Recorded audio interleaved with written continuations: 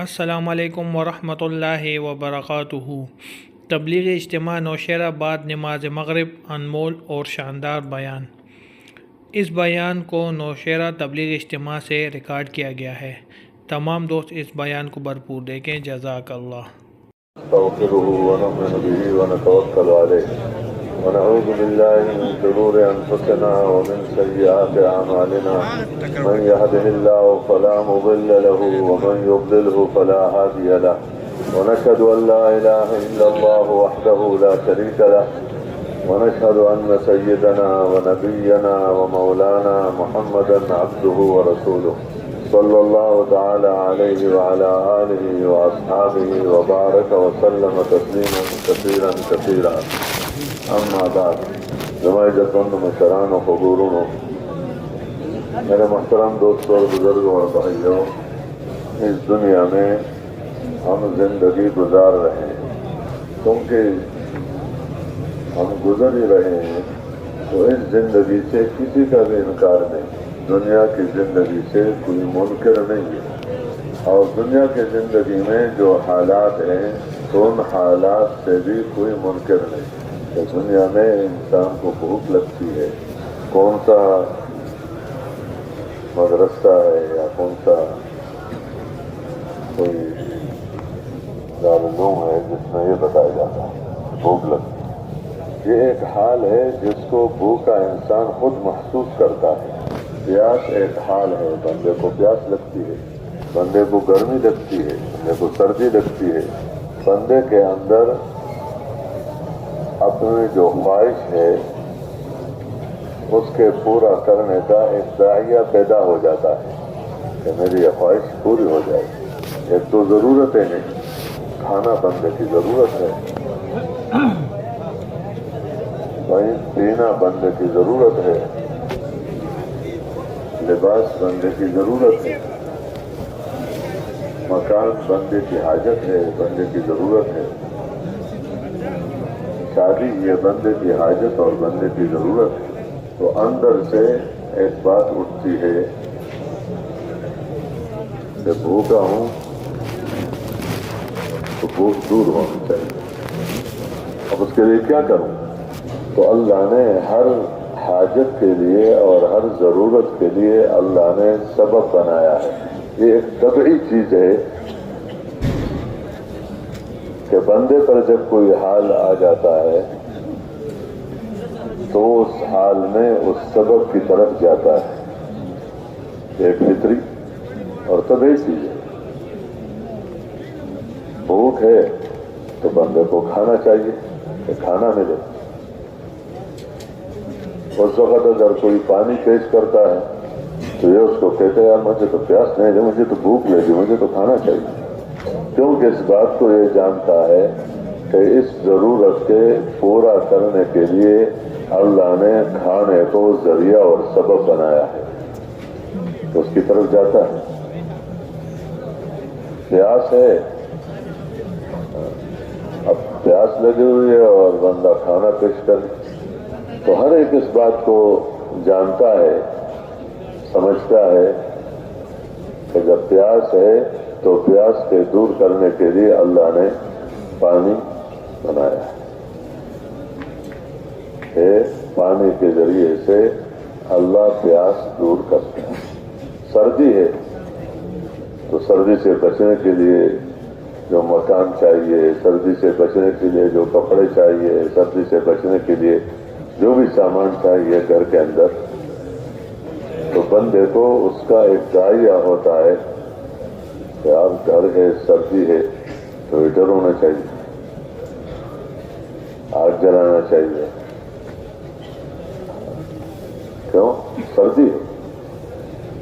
گرمی سے بچنے کے لیے تو گرمی کے جو اسباب ہے، پنکھا چاہیے، اپنے اپنے سطح کے اعتبار سے ایئر کنڈیشن چاہیے، ایسی جگہ بندہ جائے جہاں ٹھنڈ ہو تاکہ اس گرمی سے میں بچ جاؤں۔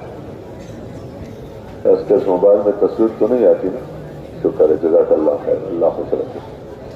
تو یہ خود اندر اس کو سمجھانے کی ضرورت نہیں ہوتی کہ یہ میری ضرورت ہے اور میری حاجت ہے، بندہ جب بالغ ہو جاتا ہے تو اس کے اندر داعیہ پیدا ہو جاتا ہے شادی کا.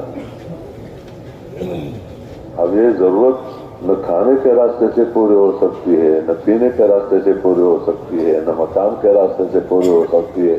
اس کے لیے تو کہتے شادی چاہیے. تو ایک طرف ان ضرورتوں کو جاننا اور اس کا سبب کیا ہے تو اس میں کسی کا کوئی اختلاف نہیں ہے، سب جانتے ہیں اس کو. پھر اگلی بات یہ ہے کہ ضرورتیں جو تمہاری پوری ہو جاتی ہے جن اسباب کے ذریعے سے، کہ کھانا ہے، پینا ہے، لباس ہے، تو یہ تمہیں کہاں سے ملے گا؟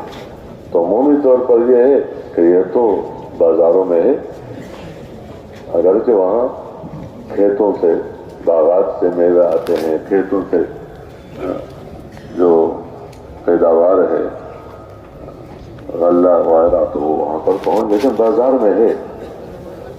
گاڑی ہے تو بازار میں ہے. تمہاری ضرورتیں پوری ہوں گی، تمہاری حاجتیں پوری ہوں گی تب جب تیرے پاس مال ہو. کیوں؟ اللہ نے مال ذریعہ بنایا ہے اس کے لیے. اس کو قوام للناس کہا گیا ہے کہ لوگوں کے قیام کا اور لوگوں کے زندگی کے لیے اللہ نے اس کو ایک ذریعہ بنایا ہے. یہ مال خود بندہ نہ کھا سکتا ہے نہ پی سکتا ہے، کیونکہ جو عملہ ہے، کرنسی جس کو عملہ، تو وہ تو سونا ہے، سونا چاندی. اب سونا چاندی جس کے پاس زیادہ سونا ہوتا ہے اس کو بڑا آدمی سمجھا جاتا ہے. جس ملک کے پاس سونا زیادہ ہے، ذخیرے، کیسے بڑا ملک ہے. اب سونا نہ کوئی کھا سکتا ہے بھوک میں، نہ پی سکتا ہے. پیاس لگئی سونا کھا لو، سونا پی لو. نہ پہن سکتا ہے کہ سونے کے کپڑے ماشاءاللہ پہنے. نہ گاڑی کا ذریعہ ہے اس سے گاڑی بنے اور اس سے لڑکی بنے. شادی ہے تو سونے کی شہزادی ہے ماشاءاللہ، بہت مالدار ہے تو سونے کی شہزادی ہے، سونے کی گاڑی ہے، سونے کا روٹی ہے، سونے کا کھانا ہے.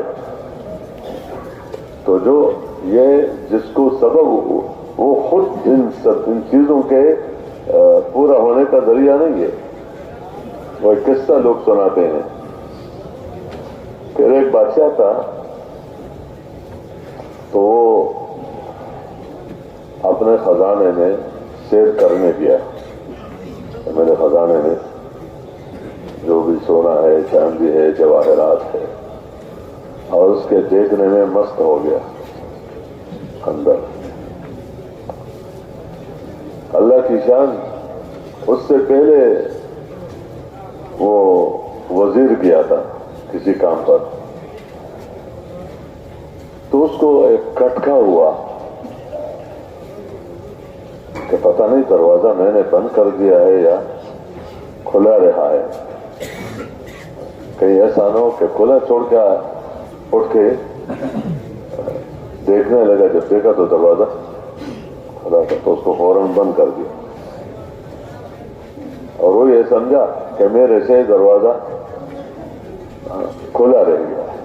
اب بادشاہ صاحب اندر ہے، اپنے جو خزانہ ہے، جو بھی چیزیں ہیں، جواہرات وغیرہ، تو اسی کے سیر میں لگا ہوا ہے، اور ادھر تالا لگ گیا.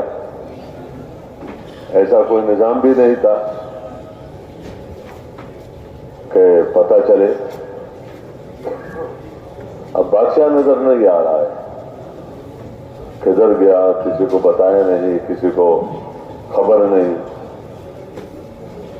تو بادشاہ کو تلاش کرتے کرتے تھک گئے کہ ملا نہیں. تو اس کے بیٹے کو بنا دیا کہ چلو جب مل جائے گا تو پھر دیکھا جائے گا. جب اس کو بٹھا دیا اور ذمہ داری دی تو وزیر اس کو پھر دکھانے لگا کہ یہ سرمایہ ہمارے پاس ہے.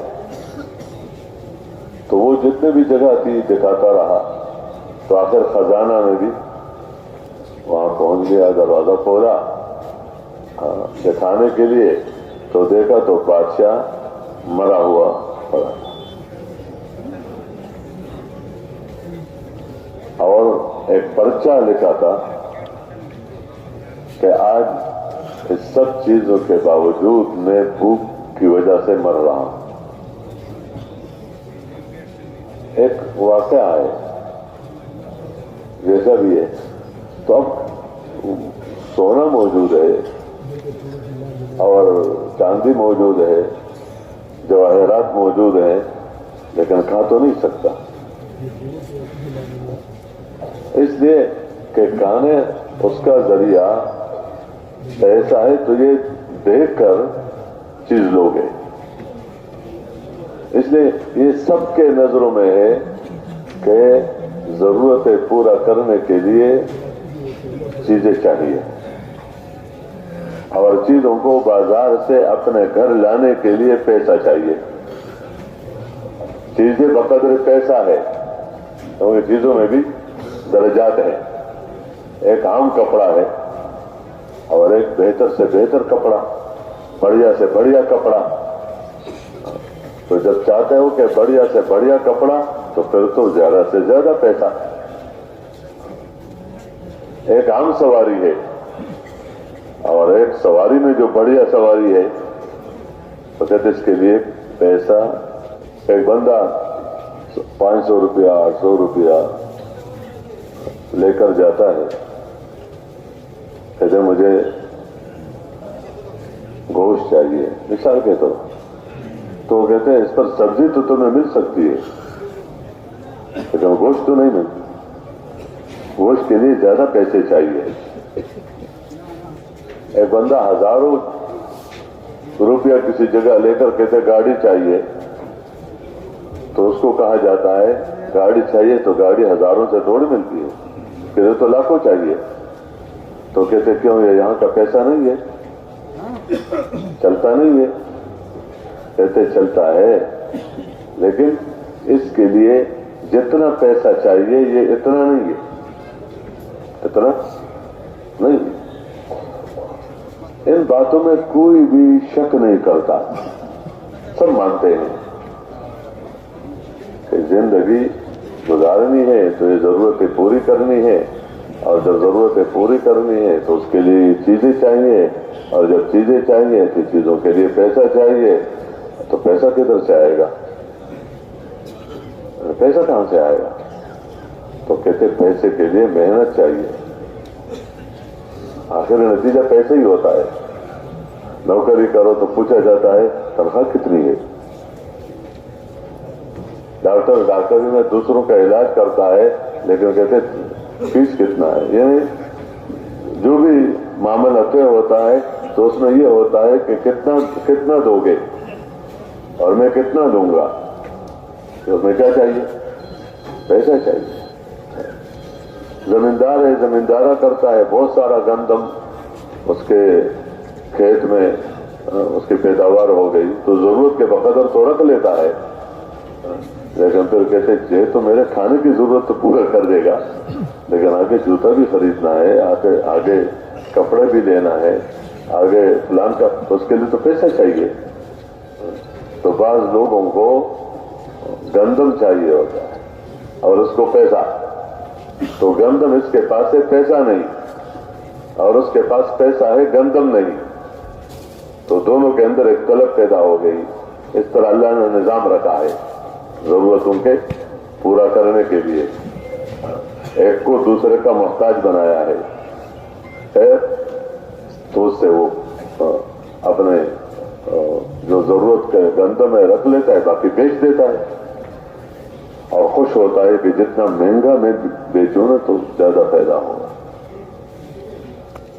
یہ نہیں کہ دوسرے کو سستے مل جائے, کہ کیوں مہنگا بیچوں گا تو پیسے کیا ہوگا, پیسہ زیادہ ہوگا. خریدنے والا تو کہتا ہے کہ सस्ती हो तो अच्छी चीज है, लेकिन बेचने वाले के कहते नर्क खा हुआ है, बहुत अच्छा हुआ है, तो उस पर बहुत खुशी।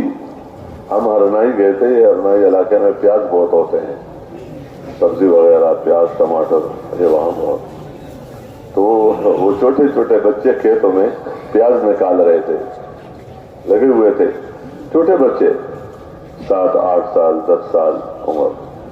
तो हम गश्त में जा रहे थे वहां में, तो एक छोटा नौजवान मुझे कहने लगा दुआ करो। मैंने कहा क्या दुआ? दुआ करो प्याज महंगा हो जाए। यानी ये बच्चों तक की ये बातें हैं कि प्याज क्या हो जाए, महंगा हो जाए। तो मैंने उससे कहा यार महंगा हो जाएगा तो क्या फायदा? कहते पैसा ज्यादा मिलेगा, पैसा ज्यादा मिलेगा। तो फिर मैंने उससे पूछा पैसा ज्यादा मिलेगा तो फिर क्या करोगे? फिर क्या करोगे? तो यहां थोड़ा सा डर हो गया कि मैंने कहा चीजें ही खरीदोगे ना, अब वो जो चीज आप खरीद रहे हो वो भी करो, दुआ करो महंगा हो जाए, गोश्त महंगा हो जाए, कपड़े महंगा हो जाए, फलान चीज भी महंगा हो जाए, फलान चीज भी महंगा हो जाए, तो तुम्हारा वाला हो गया। वो भी कहते हैं दुआ करो कि अब महंगाई के लिए कोई दुआ मांगता है कि क्या हो जाए, चीज महंगे मिल जाए। तो तुम अपने एक चीज को खुश होते हो कि जब महंगा हो, तो अगर हजारों चीजें तो तुमने खरीदनी है, आया ये रास्ता है। तो खैर ये एक उमूमी एक माहौल में ये चीज है, मुआशरे में ये चीज है।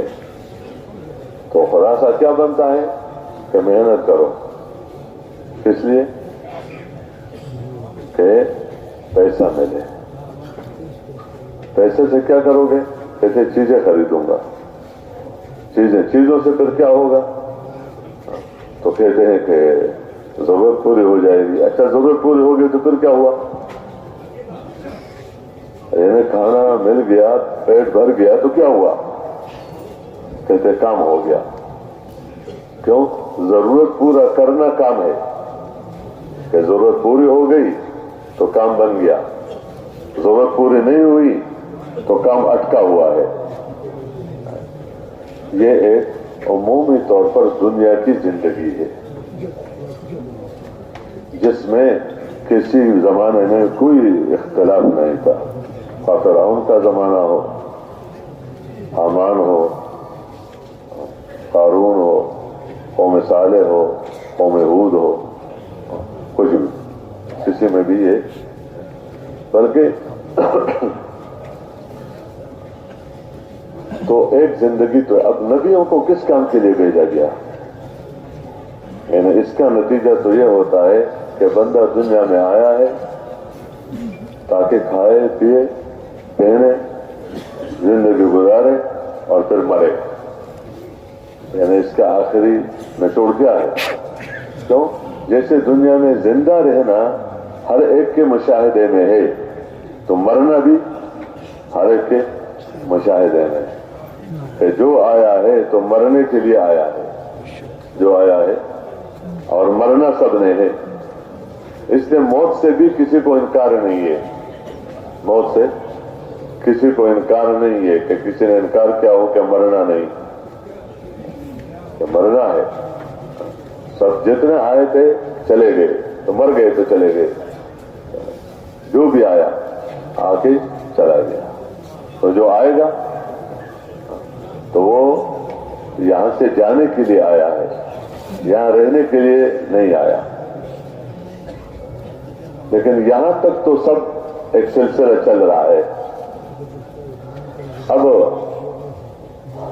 नबियों को अल्लाह ने जो भेजा है, अंबिया अलैहिस्सलाम को अल्लाह ने जो भेजा है, तो उसमें एक बुनियाद ये है कि मरने के बाद जिंदगी है। उस जिंदगी का नाम आखिरत है। मरने के बाद जो जिंदगी है, तो उस जिंदगी का नाम क्या है? एक मरने से पहले वाली जिंदगी है और एक मरने के बाद जिंदगी है। तो नबी یہ انبیاء علیہ السلام یہ بات سمجھاتے ہیں کہ تمہیں دنیا میں آخرت کے لیے بھیجا ہے. دنیا میں تمہارا جو وجود ہے اس دنیا میں تو دنیا کے لیے نہیں ہے، ورنہ دنیا میں ہمیشہ رہتے. تمہیں دنیا میں جو بھیجا گیا ہے تو تمہیں بھیجا گیا ہے آخرت کے لیے، آخرت کے لیے. اور یہ دنیا میں جو کچھ ہے یہ تمہارے لیے. کیوں؟ تمہیں اس کی کیا ہے؟ اس کی ضرورت ہے، اس کی حاجت ہے کہ تمہیں بھیجا ہے آخرت کے لیے. یہ دنیا تمہارے لیے ہے اور تم آخرت کے لیے ہو. اب آخرت نظر نہیں آتا، مشاہدے کے بنیاد پر آخرت نہیں ہے. یہاں یہ مشاہدہ نہیں ہے. اگر ماں کے پیٹ میں ایک بچے کو بتا دیا جائے، جنین کو جس کے اندر روح ہے، ابھی اس کو کہتے کہ یہاں تو تمہارا رہنا عارضی ہے، تھوڑے وقت کے لیے تم یہاں ہو، لیکن تمہیں یہاں کے لیے یہاں پر نہیں بنایا گیا، بلکہ تمہیں دنیا کے لیے بنایا گیا ہے. تم نے یہاں بن کر پھر دنیا میں جانا ہے، تاکہ دنیا میں جا کر وہاں تمہاری خواہشات پوری ہوں گی. یہ جگہ ضرورت پوری کرنے کے لیے نہیں ہے، خواہش پورا کرنے کے لیے نہیں ہے. یہ تو صرف تمہارے بننے کے لیے ہے کہ تمہارا جسم بن جائے، تمہارے اندر روح پڑ جائے اور تم زندہ ہو کر پھر اس یہاں سے آخرت میں کیا دنیا میں چلے جائے. اور وہ عالم بہت بڑی دنیا ہے، وہ بہت بڑا عالم ہے وہ جو دنیا ہے. اور یہ جہاں پر آپ رہ رہے ہو یہ تو بہت چھوٹی جگہ ہے.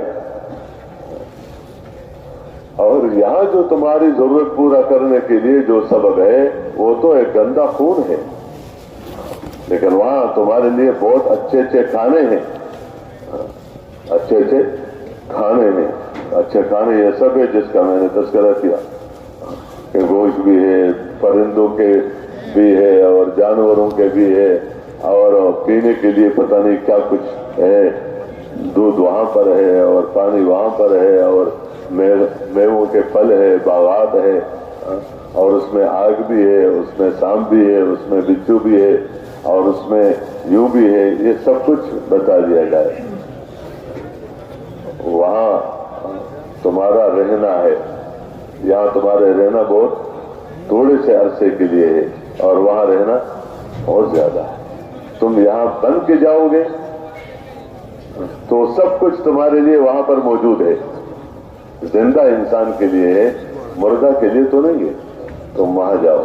اب اگر وہ اوپر دیکھتا ہے، نیچے دیکھتا ہے، دائیں دیکھتا ہے، بائیں دیکھتا ہے اور کہتے کہاں ہے، اور جتنے بھی تحقیق وہ کرے، جتنے بھی تحقیق وہ کرے کہ تحقیق کرنے سے پتہ چلے کہ وہ دنیا کہاں، وہ باغات کہاں، اور اس میں جو اتنے ممالک ہے وہ کہاں، اور اس میں جو باغات ہے وہ کہاں، اور وہاں جو آگ ہے وہ کہاں، اور وہاں جو جیل خانے ہیں وہ کہاں، اور وہاں جو مہمان خانے ہیں وہ کہاں. تو اس کو کچھ نظر آئے گا کہ وہاں نظر آئے، لیکن سب کچھ موجود ہے یا نہیں ہے؟ بتانے والا وہ ہے جس نے سب کچھ دیکھا ہے، جس کو مثلا دیکھا ہے، بتایا ہے. اس طرح میرے محترم دوستوں، بزرگوں اور بھائیوں، انبیاء علیہ السلام کو اللہ نے ایک علم دیا ہے جو علم کسی کے پاس نہیں ہوتا. نبیوں والا علم کسی کے پاس نہیں ہوتا. وہ تو اللہ پیغمبروں کو علم دیتا ہے، اور پھر وہ علم اپنی امت کو بتاتا ہے، سکھلاتا ہے. نبیوں والا علم اگر کسی اور کے پاس ہوتا تو نبی ان سے لیتا، تو پیغمبر کسی کا شاگرد نہیں ہوتا کہ پیغمبر نے کسی سے علم لیا ہے. پیغمبر کو اللہ جو علم دیتا ہے وہ وحی کے ذریعے سے دیتا ہے. وحی کے ذریعے سے، جبرائیل علیہ السلام کے ذریعے سے اللہ پاک وحی اتارتے ہیں. اس لیے حضرت ابراہیم علیہ السلام نے اپنے باپ سے باتیں کی تھی کچھ. ان باتوں میں جیسے یہ بات تھی کہ اے میرے ابا جان، تم کیسی عبادت کرتے ہو ایسی مخلوق کی، جو نہ سنتے ہیں نہ دیکھتے ہیں. لم تعبدوا ما لا يسمع ولا يبصر، دیکھنا نہیں ہے سننا نہیں ہے، تمہارے سے کوئی نقصان تمہارا کوئی ضرر اس کو دور نہیں کر سکتا، تو اس کی بندگی کیوں کرتے ہو؟ کیونکہ ابراہیم علیہ السلام تو لا الہ الا اللہ کی طرف بلا رہے تھے، اور یہ سب نبیوں کو علم دیا جاتا ہے کلمے والا، فاعلم انہ لا الہ الا اللہ. تو حضرت ابراہیم علیہ السلام نے اپنے باپ کو سمجھایا اور بڑے اچھے انداز سے سمجھایا. نبیوں کا انداز میں جتنا حسن ہوتا ہے سمجھانے میں، بتانے میں، اسلوب ان کا بہت پیارا، اس میں کوئی تانا نہیں ہوتا، کسی کو ملامت کرنا نہیں ہوتا، کسی پر کوئی اس طرح طنز نہیں ہوتا، بلکہ وہ ایک شفقت اور شفقت کے لہجے میں، سمجھانے کے لہجے میں بڑے پیار سے، محبت سے، نرمی سے، اچھے انداز سے بات کرتا ہے، تاکہ دوسرے کو کوئی حجت نہ ہو کہ اگر نرمی سے بات کرتا تو میں مان لیتا، اگر مجھے سمجھاتا تو میں مان لیتا، اگر مجھے ذرا اچھے انداز سے بتا دیتا تو میں مان لیتا. لیکن اس نے تو بالکل ایسا ڈنڈا دیا، بس تو پیچھے پڑ گیا کہ میں کیوں مانوں اس طرح، سختی کی یا بے موقع بات کی. نبیوں کو اللہ علم دیتا ہے.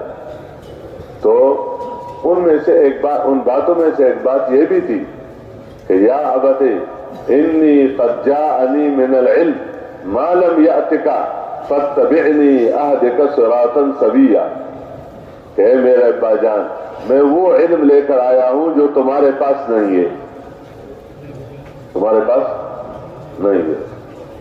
یہ علم لوگوں کے پاس نہیں ہوتا. لوگوں کے پاس جو علم ہوتا ہے وہ اپنے زندگی گزارنے کا علم ہوتا ہے، معاش کا علم ہوتا ہے. مثال کے طور پر زمینداری سے کیسے فائدہ اٹھاؤ گے؟ تو زمین کا علم ان کو ہے، اس زمین کے اندر سونا ہے یا چاندی ہے، اس کے کیا علامات ہیں، تو اس کی تحقیق کر کے بتاتے ہیں. اس کو کیسے نکالا جائے گا تو یہ ان کو علم دیا جاتا ہے. جو اندر گھسے گا، کافر ہو یا مسلمان ہو، لیکن جو اندر گھسے گا تو اس کو اللہ سمجھ دے گا، اللہ پاک سمجھ دے گا کہ ان چیزوں کو تم کیسے حاصل کرو گے. پھر وہ اپنے مشاہدے اور تجربے سے اس کے اثرات بتائیں گے. یہ بھی وحی والا علم نہیں ہوتا، یہ ان کے تجربوں کا اور ان کے مشاہدے والا علم ہوتا ہے کہ اس چیز کے اندر نقصان ہے، اس چیز کے اندر نفع ہے، اس چیز کے اندر کیا کچھ ہے. تو یہ وہ مشاہدے کے طور پر وہ بتاتا ہے کہ اس کے اندر یہ ہے. تو یہ علم ان کو دیا جاتا ہے بقدر مکاشفہ، بقدر مجاہدہ.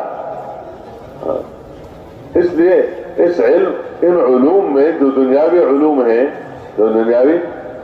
ہیں، اس میں ایک بندہ ایک فن میں ماہر ہوتا ہے، ایک فن میں اس کو سمجھ اللہ نے دے دیا، لیکن سینکڑوں میں وہ ان پڑھ ہوتا ہے، سینکڑوں میں وہ ان پڑھ ہوتا ہے. مثال کے طور پر ایک بندہ نے بچپن سے ڈاکٹری کا ارادہ کیا اور والد نے بھی چاہا کہ ڈاکٹر بنے، تو ظاہر بات ہے ایسا تو نہیں بن سکتا کہ ارادہ کر لیا اور بن گیا، محنت کرے گا. تو وہی جو 10-12 سال 20 سال محنت کرتے کرتے کرتے آہستہ آہستہ اس کو یہ سمجھ آ جاتا ہے کہ ڈاکٹری کیا ہے، معالجہ کیا ہے. اپنے بڑوں کے ساتھ رہتے رہتے اور ان کے زیر تربیت رہ کر اس کو پتہ چل جاتا ہے کہ یہ کیا مسئلہ ہے. آنکھ کا مسئلہ ہے تو کیا ہے؟ اگر جس کے پاس یہ علم نہ ہو تو شرعن بھی اور دنیا کے اعتبار سے قانوناً بھی اس کو حق نہیں ہے کہ اس میں بات کرے، کیوں خطرہ ہے کہ کہیں آنکھ ضائع نہ ہو جائے۔ تو اب ڈاکٹری کے علم میں تو اس کے پاس علم ہے، سمجھ بوجھ ہے، جس میں اور لوگ اس کے پاس آتے ہیں۔ بادشاہ اس کے پاس آتا ہے علاج کرنے کے لیے، وزیر اس کے پاس آ جاتا ہے، درزی اس کے پاس آ جاتا ہے، ایک زمیندار اس کے پاس آ جاتا ہے، ایک مولوی صاحب اس کے پاس آ جاتا ہے اپنے اس علم میں۔ لیکن جب اس کو ضرورت پڑی مکان بنانے کی تو اب یہ کسی انجینئر کو تلاش کرتا ہے، کہتے کوئی اچھا انجینئر ہو جس نے یہ پڑھا ہو، جس کو پتا ہو۔ تو اب مکان بنانے میں یہ اس کا محتاج ہو گیا، کہتے مجھے پتا نہیں ہے مجھے، تو اس کو یہ نہیں کہتا تم نے ڈاکٹری پڑھی ہے اور تمہیں پتا نہیں ہے مکان بنانے کی، اس نے کہا جو تم نے پڑھا ہے یہ میں نے نہیں پڑھا، تمہارے پڑھنے کی جگہ الگ، تمہاری کتابیں الگ اور میرے پڑھنے کی جگہ الگ اور میری کتابیں الگ، میرے استاد الگ، تمہارے استاد الگ، تم نے وہ سیکھا ہے اس کی مجھے ضرورت ہے۔ تو اب اس میں یہ کیا ہو گیا؟ ان پڑھ ہو گیا، یہ پڑھا لکھا نہیں ہے اس میں۔ اب ان دونوں کو ضرورت پڑ گئی کسی محکمے میں، عدالت میں کوئی مسئلہ بن گیا تو اب یہ وکیل کو تلاش کرتا ہے، یہ دونوں وکیل کو تلاش کرتا ہے اور کیا کہتا ہے یار کوئی اچھا وکیل ہو۔ تو اچھا وکیل کا کیا مطلب؟ جس نے پڑھائی اچھی کی ہو، جس کا اس میں ایک تجربہ ہوا ہو، جو بار بار کوئی کیس یعنی اس لے کر اس کیس کے بارے میں اس کو کچھ پتا ہو، ایسا نہیں کہ کوئی بھی ہو، اس کو تلاش کرتا ہے اور وہ اس بات کا اقرار کرتا ہے کہ ہمارے پاس، ہم دونوں کے پاس یہ علم نہیں ہے، اس میں ہم ان پڑھ ہیں۔ اس طرح اگر دیکھ لیا جائے تو کھانا پکانے میں کتنے لوگ ان پڑھ ہیں کہ کھانا پکاؤ، کہتے یہ تو ان کا کام ہے۔ لباس سینے میں کتنے لوگ ان پڑھ ہیں، اس کی ضرورت ہے تو دوسرے لوگ اس میں لگے ہوئے ہیں اس کی ضرورت کے پورا کرنے میں۔ تو یہ جو جس چیز کے اندر کوئی لگے گا سمجھ بوجھ کے اعتبار سے تو اللہ اس کو سمجھ دے گا، ہو سکتا ہے کافر کو یہ سمجھ مسلمان سے زیادہ ملے اور مسلمان کو سمجھ کافر سے زیادہ ملے، کیوں؟ جو اندر گھسے گا، اس میں محنت کرے گا، کوشش کرے گا تو اللہ اس کو اس کا سمجھ دے گا جس میں، اور جس میں نہیں لگے گا تو اس کا سمجھ اس کو نہیں ملے گا، اس کا سمجھ نہیں ملے گا۔ تو اب وہ جو بادشاہ تھا، وزیر یا جو بھی تھا، ان کا والد صاحب باپ، تو اس کے پاس تو علوم تھے جو بھی تھے، یا اس کے ملک میں علم والے لوگ تو تھے جو معاش کا علم جن کے پاس ہو، زندگی بنانے کے اعتبار سے ظاہر ہو۔ لیکن ابراہیم علیہ السلام نے ایک ایسی بات کی کہ یا ابتی انی قد جاءنی من العلم ما لم یأتک، میں وہ علم لے کر آیا ہوں جو تمہارے پاس نہیں ہے۔ نبی وہ علم لے کر آتا ہے جو بادشاہوں کے پاس نہیں ہوتا، نبی وہ علم لے کر آتا ہے جو وزیروں کے پاس نہیں ہوتا، نبی وہ علم لے کر آتا ہے جو ڈاکٹروں کے پاس نہیں ہوتا۔ جس طرح ڈاکٹر کے پاس انجینئرنگ والا علم نہیں ہے تو یہ نبی جو علم لے کر آتا ہے وہ کسی کے پاس نہیں ہوتا سوائے نبی کے۔ اس لیے قرآن پاک میں اللہ جل شانہ نے ابراہیم علیہ السلام کی دعوت کا تذکرہ اس انداز میں بھی کیا کہ ابراہیم علیہ السلام نے ان سے کہا کہ یا ابتی انی قد جاءنی من العلم ما لم یأتک، میں وہ علم لے کر آیا ہوں جو تمہارے پاس نہیں ہے۔ تو اب تمہارے پاس نہیں ہے تو اب تمہیں کیا کرنا ہوگا؟ اس علم میں اب تم میرے پیچھے چلو گے तुम मेरे पीछे पीछे चलोगे। जैसे एक डॉक्टर के पास डॉक्टरी वाला इल्म है तो उससे एक आलिम मिलने आया, बीमार है, आलिम मिलने आया, तो अब उसकी जिम्मेदारी है कि जो डॉक्टर बताए उसको सुने भी, उसको समझे भी और उसके मुताबिक काम करे। ये न कहे कि क्या मेरे पास तो इतना इल्म है, तुम मुझे बताते हो।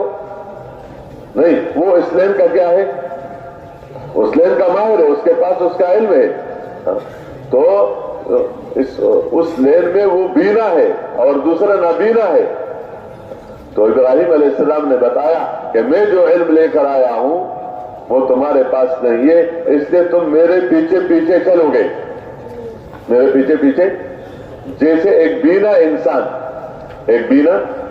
इंसान और एक नाबीना इंसान, तो जो नाबीना है उसको बताया जाता है कि तुम्हें खुद रास्ते का पता नहीं है, तो तुम्हारा काम क्या है, तुम्हारा काम यह है कि बीना के हाथ में हाथ दो, बीना के हाथ में, इसको मत देखो कि ये छोटा है तुम्हारे से या बड़ा है, ये मालदार है या गरीब है, लेकिन बस सिर्फ इस मामले में वो तुम्हारे से क्या है आगे कि तुम्हें नजर नहीं आता और उसको नजर आता है, तो उसके पीछे पीछे चलो। इस तरह चलो कि अगर वो कहे दाएं मुड़ो तो दाएं मुड़ो, अगर वो कहे कि बाएं मुड़ो तो बाएं मुड़ो, अगर वो कहते कि जरा ठहर जा, इस तरफ से कोई चीज कोई आ रहा है, रास्ता बंद है, तो उस बच्चे के, उस छोटे उम्र वाला भी क्यों ना हो, लेकिन उसके कहने पर ये बड़ा आदमी या तालीम याफ्ता आदमी और ये मालदार आदमी चलता है। क्यों? इस वजह से कि उसके पास अगर सब कुछ है लेकिन आंखें नहीं है, तो रास्ता तो आंखों से नजर आता है, और दूसरे के पास कुछ नहीं है लेकिन वो क्या है, बीना है। तो बीना के पीछे चलना ये किनका काम है? अंधे का काम है। तो बीना जहां पहुंचेगा उसको आगे कर दिया, तो बीना जहां पहुंच जाएगा तो ये भी वहां पर पहुंच जाएगा, ये भी वहां पर पहुंच जाएगा। लेकिन अगर नाबीना कहता है, नाबीना ये कहे कि मुझे बहुत सारी चीजें पता है, जो भी दुनियावी तौर पर से उलूम है ये मुझे पता है, लेकिन मैं खुद चलूंगा, या ये है कि किसी नाबीने को तजवीज कर लिया कि ये नाबीना जो है ये मेरे से पैसों में बड़ा है, ज्यादा है, और ये मेरे से मालूमात में उसको ज्यादा पता है, फिलहाल चीज, इसलिए हम तो इस नाबीना के पीछे चलेंगे। तो क्या ख्याल है, अगर नाबीना खुद चलेगा तो पहुंच जाएगा, कोई भी हो, और अगर नाबीना के पीछे चलेगा तो जहां नाबीना पहुंच जाएगा वहां गिरेगा, तो ये भी गिरेगा। ऐसा तो नहीं कि नहीं, हम भी आपस में एक निजाम बना लेते हैं और अपने नाबीनों में किसी को बड़ा बना लेते हैं, अब बस वो जहां हमें लेकर जाए हमने उसके पीछे क्या है, हमने उसके पीछे चलना है। तो जाहिर बात है ये कोई अकल मंदी का फैसला तो नहीं है। इसलिए इब्राहिम अलैहिस्सलाम ने बताया कि इस मामले में तुम नाबीना हो, क्या हो, तुम्हें ये इल्म पता नहीं है, तो तुम्हें मेरे पीछे पीछे चलना होगा। ये हर नबी ने इब्राहिम अलैहिस्सलाम ने नमरूद को, और इब्राहिम अलैहिस्सलाम ने अपने अब्बा को, और इब्राहिम अलैहिस्सलाम ने अपने कौम को, और इब्राहिम अलैहिस्सलाम ने अपने जो भी थे उन सबसे ये बातें की हैं। हर पैगंबर ने ये बातें की हैं कि मैं वो चीज लेकर आया हूं जो तुम्हारे पास नहीं है। तो वो कौन सी चीज है? तो उसमें जो बुनियाद है वो आखिरत है, कि मरने के बाद क्या है, जिंदगी है, जो तुम्हें यहां नजर नहीं आ रही है। मरने के बाद जो जिंदगी है वो हमेशा हमेशा के लिए है, और दुनिया की जिंदगी वो क्या है, वक्ती है, आरिजी है, खत्म होने वाली है। तो जिस तरह मरने के बाद जो जिंदगी है, तो जिंदगी में मुख्तलिफ हालात होते हैं, गर्मी भी होती है, सर्दी भी होती है, भूख भी लगती है, प्यास भी, जिंदा इंसान को भूख लगती है, जिंदा इंसान को प्यास लगती है, जिंदा इंसान को गर्मी लगती है, जिंदा इंसान को सर्दी लगती है, تو مرنے کے بعد جو زندگی ہے تو وہاں بھی یہ حالات ہیں. وہاں بھی کیا ہے؟ وہاں کی گرمی، وہاں کی سردی، وہاں کے بھوک، وہاں کے پیاس اور وہاں کے حالات وہ دنیا کے حالات سے کہیں زیادہ ہے. حضور پاک صلی اللہ علیہ وسلم نے مثال سے سمجھایا ہے مختلف مثالوں سے.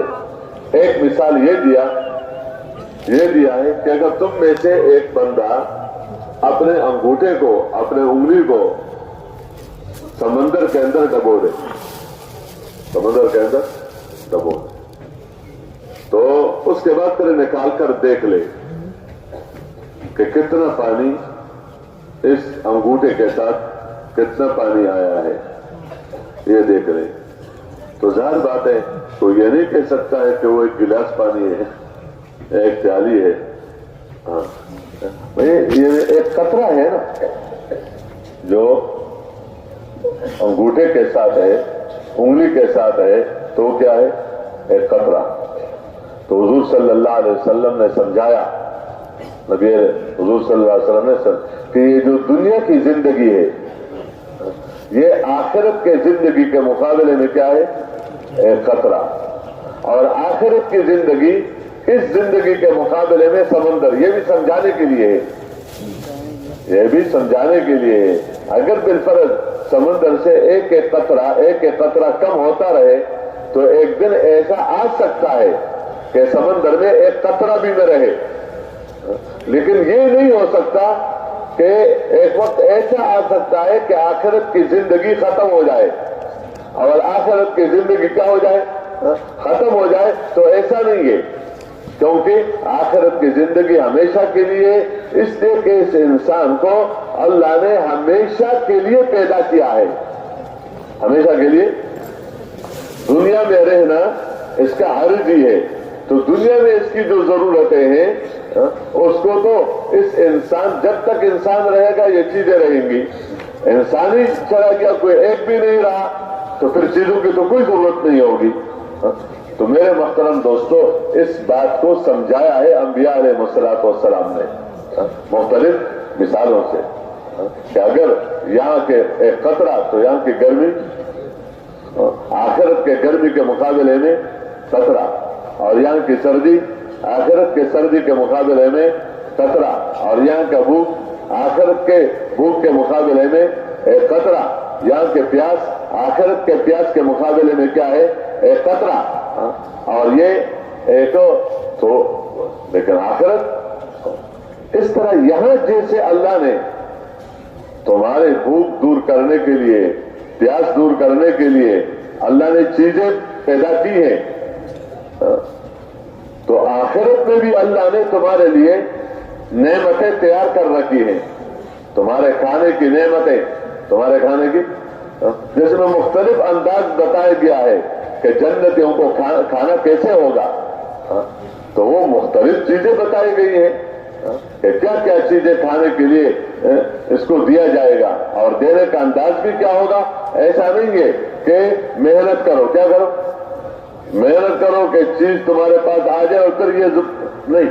دل کے اندر ایک بات پیدا ہو گئی کہ اس قسم کا کھانا مجھے چاہیے، اس قسم کا گوشت مجھے چاہیے، اس قسم کی پینے کی چیز. تو فوراً دل میں آتے ہی، دل میں آنا اور اس چیز کا موجود ہونا، یہ باتیں ایسی ہیں کہ ان باتوں پر ہمارا ایمان ہے. یہ کافروں کو سمجھایا جاتا تھا کہ یہ مرنے کے بعد زندگی ہے، اور وہ زندگی کیا ہے؟ زندگی حق ہے. مرنے کے بعد ایک نعمتوں کا مرکز ہے، نعمتوں کی جگہ، تو اس کا نام جنت ہے. اور ایک مصیبت اور پریشانیوں کی جگہ، اور اس کا نام کیا ہے؟ اس کا نام دوزخ ہے. تو وہ بتایا کہ اس دوزخ میں کتنی عذابیں ہوں گی، وہاں کے بھوک، وہاں کے پیاس، وہاں کے سانپ، وہاں کے بچھو، اور وہاں کے آگ، اور وہاں جو ایک مجرم انسان کی پٹائی ہوگی. تو وہ ایک ایک چیز کو تفصیل سے بتایا گیا ہے. اور ایک اچھے انسان اور مومن انسان اور اعمال والے کے آخرت کیسی بنے گی، اور آخرت میں کیا کیا نعمتیں ہیں. تو گویا یہاں کے حالات، یہاں کی چیزیں تھوڑی اور وہاں کی چیزیں زیادہ، یعنی نہ ختم ہونے والی، یہاں کے فانی اور وہاں کے باقی، اور یہاں کی صورت ہے، یہاں کی کیا ہے، ایک صورت اور شکل ہے، اور وہاں کیا ہے، وہاں حقیقت ہے. تو یہ ادنا اور وہ اعلیٰ، اور یہ صورت اور وہ حقیقت، اور یہ تھوڑی، یہ کیا ہے، تھوڑی اور وہ نہ ختم ہونے والی. یہ قرآن پاک نے جگہ بجگہ اس کو بتایا ہے اور نبیوں نے اس کا تذکرہ کیا ہے. حضور پاک صلی اللہ علیہ وسلم نے ایک اور یعنی غیب کی بات بتائی ہے، کیونکہ نبیوں کے پاس غیب کی باتیں آتی رہی.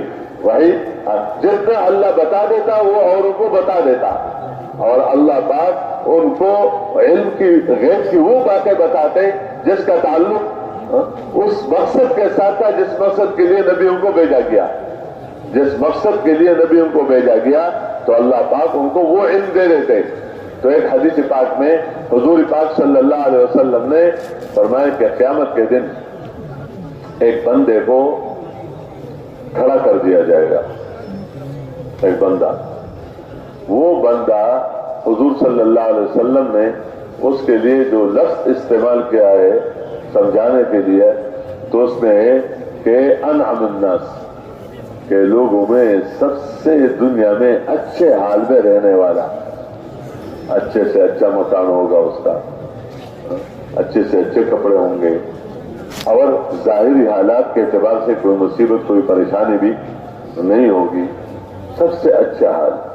لیکن آخرت کو نہیں مانا، آخرت کی تیاری نہیں کی، تو قیامت کے دن اللہ جل شانہ فرشتوں سے فرمائیں گے کہ اس کو جہنم کے اندر ایک ڈبکی دو بس، اسی کے اندر. تو فرشتے لے کر جائیں گے اور جہنم کے اندر کہ غوطہ، جیسے کہتے غوطہ لگاتا ہوں بس. اس کے بعد پھر اس کو اللہ کے سامنے کھڑا کر دیا جائے گا. تو اللہ اس سے پوچھے گا، اے میرے بندے یہ بتاؤ تم نے کبھی خوشی دیکھی ہے؟ تم پر کوئی اچھا حال آیا ہے؟ یہ جو تمہارا جی چاہتا وہ تمہیں ملا ہو، کوئی اچھا حال تمہارے پر آیا ہے؟ تو یہ بندہ کہے گا کہ اللہ کی قسم ما رہے تو خیرن قط، کہ میں نے کبھی اچھا حال دیکھا ہی نہیں ہے. اور یہ وہ بندہ تھا جس نے کوئی طبیعت کے خلاف بظاہر کوئی حال دیکھا ہی نہیں ہے، خوشیوں میں نعمتوں میں جو بھی تھا، لیکن آخرت کو سامنے رکھ کر زندگی نہیں گزاری. جب مانتا نہیں ہے بندہ تو اس کو سامنے رکھ کر کیا زندگی گزارے گا؟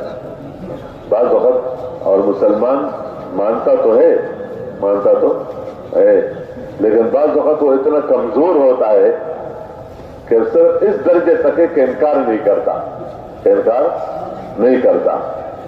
لیکن اس آخرت کا طلب اتنا نہیں ہوتا ہے کہ بندہ اپنی آخرت بنانے کے لیے کام کرے. مانتا ہے لیکن آخرت کی تیاری کرو. تو آخرت کی تیاری کے لیے کیا کہتا ہے؟ کہتے ہیں میں مشغول ہوں. میں کیا ہوں؟ مشغول ہوں، میرے پاس وقت نہیں ہے. تو کیا مشغولیت ہے؟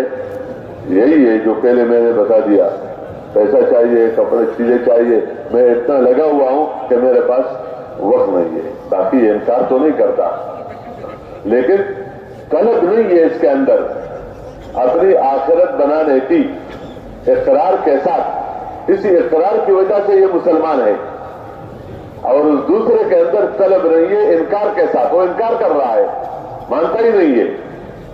اس سے دونوں کی زندگیوں میں پھر فرق نظر نہیں آئے گا، کیونکہ ایک بھی دنیا کو سامنے رکھ کر زندگی گزارتا ہے اور دوسرا بھی دنیا کو سامنے رکھ کر زندگی گزارتا ہے.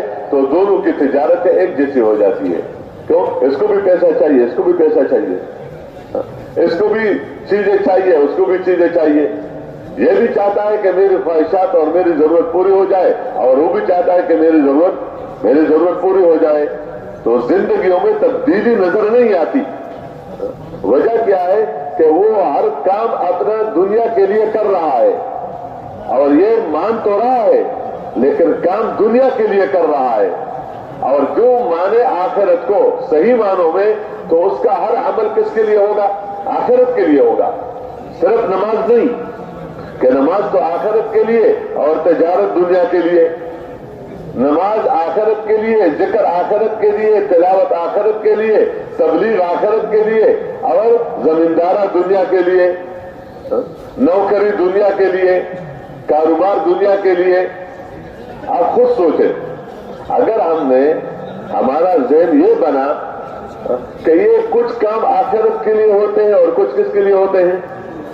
دنیا کے لیے ہوتے ہیں.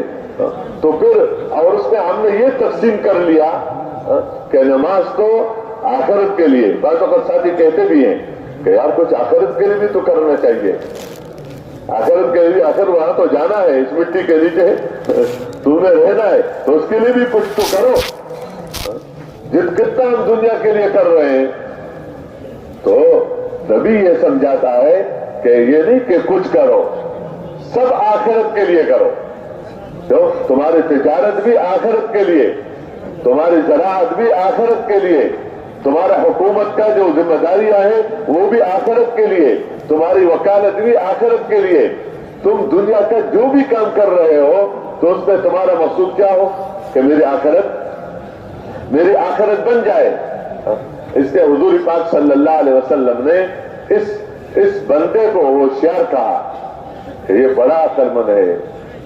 یعنی حضور صلی اللہ علیہ وسلم نے معاشرے کو دو حصوں میں تقسیم کیا ہے. ایک حصہ عقل مند اور دوسرا حصہ بے وقوف. یہ تقسیم کس نے کیا ہے؟ حضور پاک صلی اللہ علیہ وسلم نے. کہ ایک ہے دنیا میں عقل مند انسان، سمجھدار انسان، اور ایک ہے دنیا میں کمعقل انسان، بے وقوف انسان، ناعاقبت اندیش انسان. تو عقل مند کس کو کہا؟ عقل مند کہا الکیس من دان نفسہ وعمل لما بعد الموت. کہ ہوشیار انسان، عقل مند انسان، سمجھدار انسان وہ ہے جس نے اپنے آپ کو لگام لگایا، اپنے آپ کو قابو کیا. یہ نہیں کہ جی جو چاہے اس طرف چلا، جی میں جو بات آ گئی یہ کمانا ہے ٹھیک ہے، اس طرح کمانا ہے ٹھیک ہے، یہ کھانا ہے ٹھیک ہے، اس طرح کھانا ہے ٹھیک ہے، یہ پہننا ہے ٹھیک ہے، اس طرح پہننا ہے ٹھیک ہے، یہ کاروبار کرنا ہے ٹھیک ہے، اس طرح. کیوں؟ دل کرتا ہے، جی چاہتا ہے. کیا جی چاہتا ہے کہ اس طرح کھانے کو، اس طرح پہننے کو، اس طرح برتنے کو، اس طرح کاروبار کو. میرا کیا چاہتا ہے؟ جی چاہتا ہے، دل کرتا ہے. تو اس بندے نے لگام لگایا کہ اس طرح نہیں، کہ جی چاہنے کو نہیں دیکھا جائے گا، رب چاہی کو دیکھنا چاہے گا کہ میرا رب کیا چاہتا ہے. نفس کو رب کے مقابلے میں لا کر، نفس کی بات مان کر اور رب کی بات چھوڑ کر، یہ عقل مندی نہیں ہے. کہ اندر نفس ہے، اندر کیا ہے؟ نفس ہے کہ جو جی چاہے اس میں بندہ لگے. کیوں کما رہے ہو؟ جی چاہتا ہے. نہیں کما رہے ہو کیوں؟ جی چاہتا ہے. کیوں کھا رہے ہو؟ جی چاہتا ہے. کیوں پہن رہے ہو؟ جی چاہتا ہے. کیوں مکان بنا رہے ہو؟ جی چاہتا ہے. اس طرح کیوں مکان بنا رہے ہو؟ جی چاہتا ہے. میرا دل کرتا ہے. یہ لڑتے کیوں ہو؟ جی چاہتا ہے. محبت کیوں کرتے ہو؟ جی چاہتا ہے. یہ گویا جو میرا جی چاہے تو میں وہ کروں گا، تو یہ میری کامیابی ہے. لا الہ الا اللہ نے اس بات کی طرف دعوت ہے کہ لا الہ الا اللہ، کہ تمہارے کسی کام میں اشتغال کی وجہ تمہارا جی چاہنا نہیں ہوگا بلکہ رب چاہیے ہوگا کہ میرا رب کیا چاہتا ہے، میرا رب کیا چاہتا ہے. کیوں؟ کہ میرا پالنے والا اللہ ہے، میرا مالک اللہ ہے، مجھے دینے والا اللہ ہے، میری حاجتوں اور ضرورتوں کو پورا کرنے والا اللہ ہی ہے، میرا کام بنانے والا اللہ ہے. تو میں دیکھوں گا کہ میرا رب میرے سے کیا چاہتا ہے. آپ ذرا خود دیکھیں اس بات کو. ایک بندہ کسی جگہ نوکری کرتا ہے، نوکری کسی کا ساتھ نوکری کی، تو جو نوکری کرتا ہے کسی ادارے میں تو اب اس کا جو بڑا ہے وہ اس سے چاہتا ہے کہ یہ کام کرو، پھر کہتے یہ کام کرو، پھر کہتے یہ کام کرو، تو یہ اس کے کہنے سے کام کرتا ہے، اس کے کہنے سے کام کرتا ہے. یہ چیز لے کر آؤ تو لے کر آ جاتا ہے، یہ فلان جگہ تک پہنچا دو تو لے کر جاتا ہے، تو یہ کاغذات فلان دفتر میں لے جاؤ تو ادھر چلا جاتا ہے. تمہاری تبدیلی ہوئی ہے، حکومت نے کی ہے، تم فلان شہر میں، فلان علاقے میں، فلان ملک میں تمہیں جانا ہوگا تو کیا کریں، کیسے نوکری کرنی ہے. کیا کرنی ہے؟ نوکری. تو نوکری کا کیا مطلب کہ جو بڑا کہے، جو افسر کہے تو تم نے اس کی بات ماننی ہے، اس یقین کے ساتھ کہ جب میں اس کی بات مانوں گا جس طرح وہ چاہے گا تو مجھے وہ ملے گا جس کا وعدہ ہے. کیونکہ یہ ہوتا ہے اگر تم یہ نوکری کرو گے، یہ کام کرو گے تو تمہیں یہ ملے گا، تمہیں یہ ملے گا، تمہیں یہ ملے گا. لیکن اب وہ افسر تو کہتے ہیں کہ آ جا آ جا، اور یہ کہتے ہیں میرا جی نہیں چاہتا، میرا جی نہیں چاہتا، میرا دل نہیں کرتا، اور جاتا وہاں ہے جہاں جی چاہتا ہے. تو اب نوکری کیا ہے کہ اپنی چاہت کو چھوڑ دو اور اپنے بڑے کی بات مانو، اپنے بڑے کی بات مانو، اپنے افسر کی بات مانو. یہ ظاہری طور پر سبب ہے. اس سے بندہ تو نوکری بہت ساروں کا کر سکتا ہے لیکن بندگی ایک کی ہے، بندگی ایک کی ہے اور وہ اللہ تعالیٰ کی ذات ہے جو ہمارا خالق ہے، مالک ہے. تو بندہ اس کو دیکھے، اپنے نفس کو لگام دے کہ قابو میں رکھے اور کیا کرے، دیکھے اللہ کیا چاہتا ہے. تو عامل لما بعد الموت، مرنے کے بعد جو زندگی ہے اس کے لیے عمل کرے.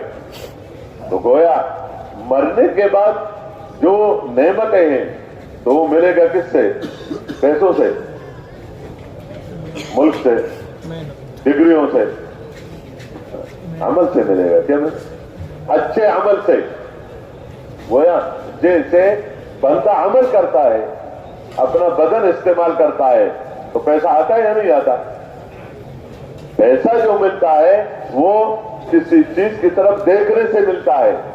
جو بندہ کوئی بھی کسی بھی ذمہ داری کو پورا کرتا ہے تو وہاں دیکھتا ہے، سمجھتا ہے، سنتا ہے، اس کے متعلق بولتا ہے، اپنے ٹانگوں سے وہاں پر چلتا ہے، اپنے ہاتھ کو وہاں استعمال کرتا ہے.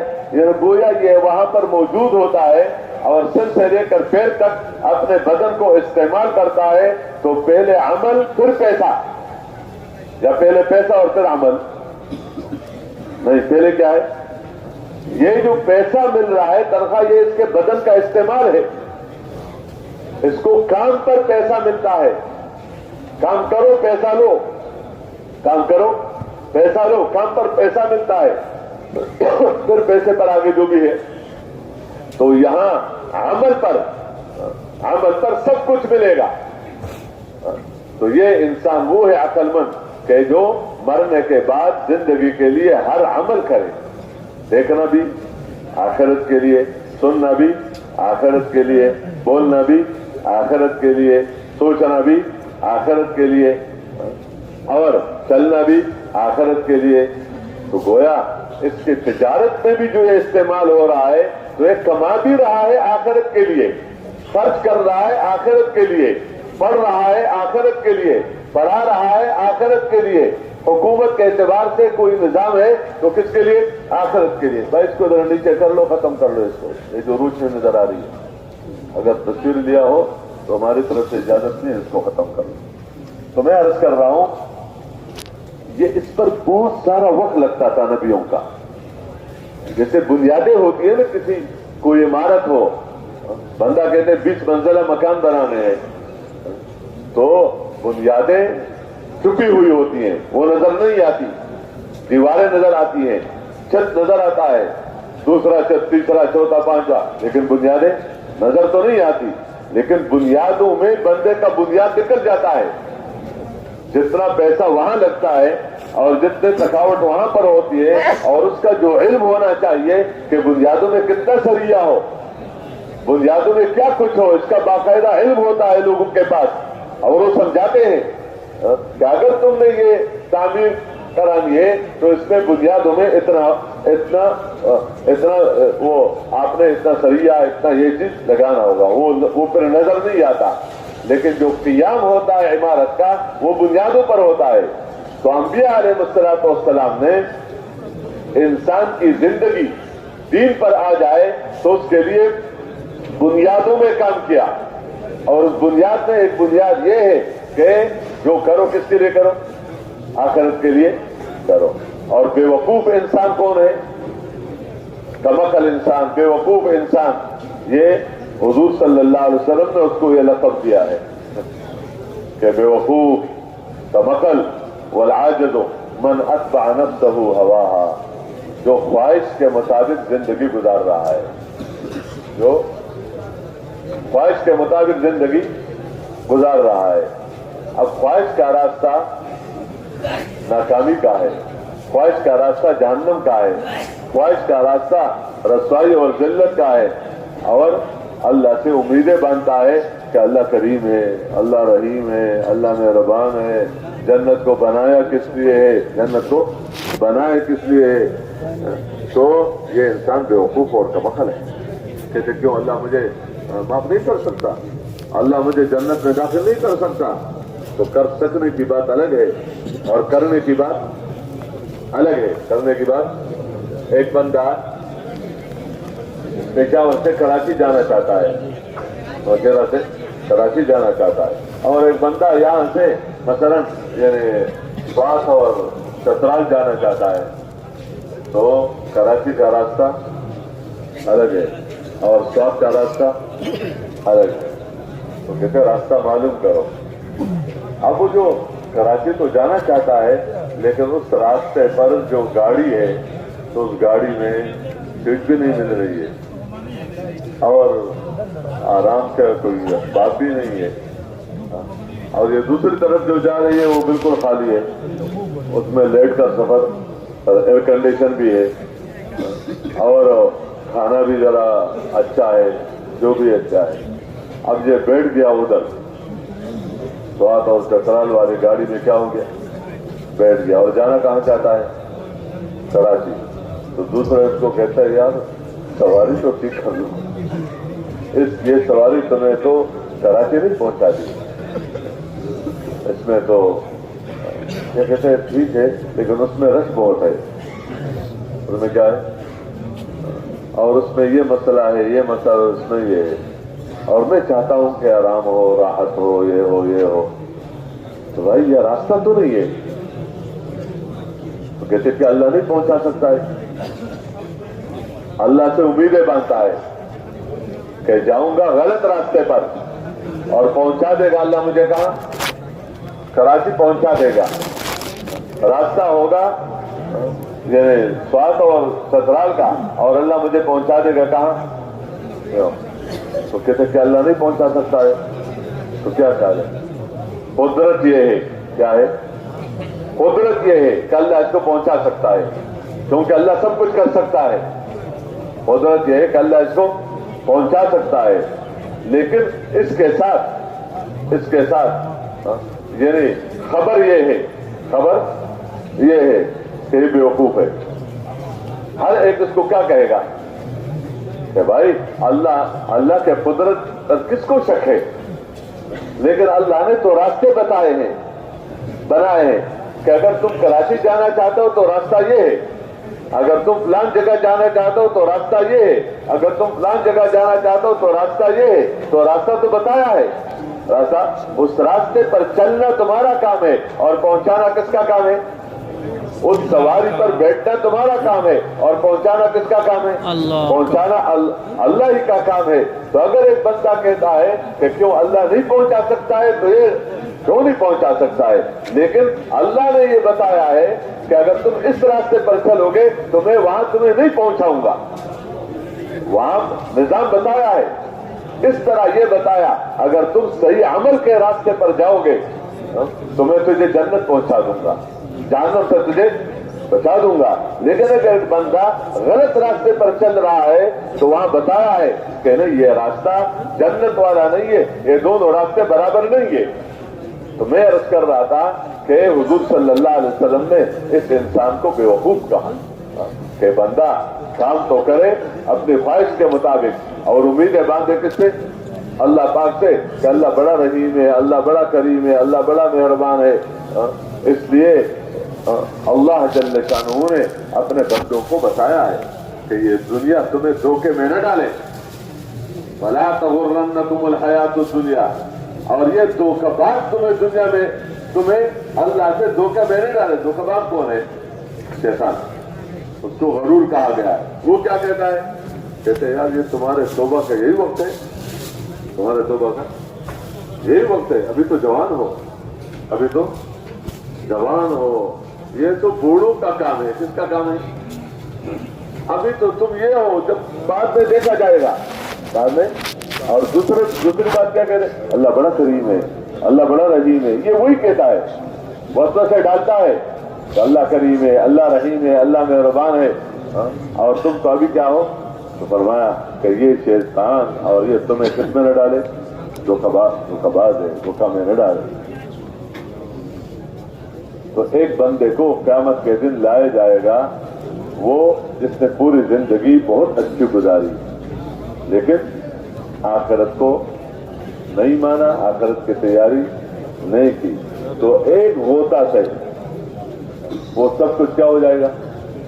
بھول جائے گا۔ وہ کیا کہے گا کہ واللہ ما رأیت خیرا قط۔ وجہ کیا ہے؟ ایک بندے کو اگر قطرہ کے برابر نعمت مل جائے اور پھر سمندر کی مصیبت میں اس کو ڈال دیا ہے سمندر کے برابر، تو اس کو قطرہ یاد رہے گا؟ ایسے قسم تو نہیں اٹھاتا۔ جنہیں ایک ہوتے نے اس کے سب چیزوں کو کیا کر دیا؟ اس سے بڑھا دیا کہ میں نے تو کبھی خیر دیکھے ہیں۔ بندے پر اللہ سب کی حفاظت فرمائے، اچھی زندگی گزرنے میں بہت سارے اچھے حالات بھی آ جاتے ہیں، خوشی کے بندہ پر حالات آتے ہیں، بڑے خوشی کے دن بھی گزرتے ہیں، لیکن دانت میں جب درد ہو جائے یا گردہ میں پتھری ہو اور درد اٹھ جائے تو اس وقت اس کو وہ اچھے حالات یاد ہوتے ہیں۔ وہ درد اس سے سب کچھ کیا کر لیتا ہے؟ بلا لیتا ہے وہی درد۔ اس طرح بندہ جب زندگی گزارتا ہے ظاہری طور پر راحت اور آرام کی، لیکن مرنے کے بعد جب اس پر آگے جو مصیبت ہے تو وہ اس سے سب کچھ کیا کر دے گا؟ بلا دے گا، کیونکہ وہ مصیبت سمندر کے برابر اور اس کے یہ راحت کس کے برابر؟ خطرے کے برابر۔ اچھا، اس کا دوسرا مقابل بھی بتایا حضور صلی اللہ علیہ وسلم نے۔ دوسرا کیا بتایا کہ ایک بندے کو لائے جائے گا جو دنیا میں سب سے زیادہ سخت حالات میں اس نے زندگی گزاری، جسے بندہ کہتے ہیں نا بہت سختی سے دن گزر رہے ہیں، گھر کے کھانا بھی کوئی معیار اچھا نہ ہوتا، کپڑوں کا، مکان کا، صحت کا، یا جو بھی کچھ ہو، حضور صلی اللہ علیہ وسلم نے جو اس کے لیے لفظ استعمال کیا ہے اشد بؤسا، کہ وہ سب سے زیادہ مصیبت اور پریشانی والا، لیکن اس نے دنیا میں اپنے آخرت کی تیاری کی۔ مرنا تو سب نے ہے، تو جب اللہ کے سامنے پیش کیا جائے گا تو اللہ فرشتوں سے فرمائیں گے کہ اس کو جنت میں لے جاؤ، اور جنت میں تھوڑے جیسے وہاں کا ایک چکر لگا دو، وہاں لے جا کر پھر جب واپس جا کر کھڑا کر دیا جائے گا تو اللہ پوچھے گا کہ یہ بتا تم نے کبھی سختی بھی دیکھی ہے؟ کبھی سختی بھی دیکھی ہے؟ کوئی پریشانی تم نے دیکھی ہے؟ تو یہ بندہ اللہ کا قسم اٹھا کر کہے گا واللہ ما رأیت بؤسا قط، خدا کی قسم میں نے تو کبھی تنگی دیکھی نہیں ہے۔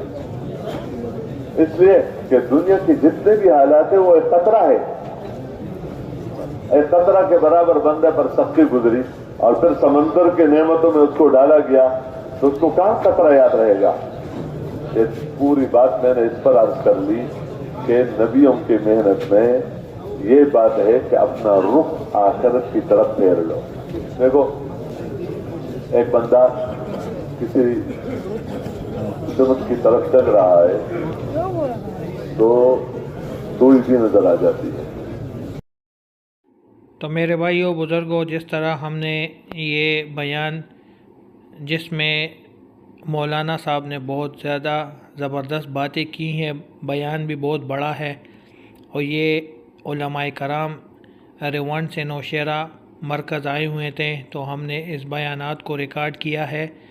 تو آپ لوگوں سے گزارش ہے کہ ایک یہ بیان ہے، ایک دوسرا بیان ہے، تو اس کو دیکھیں اور ہمارے چینل کو لائک سبسکرائب کیجئے۔ جزاک اللہ، ماشاء اللہ۔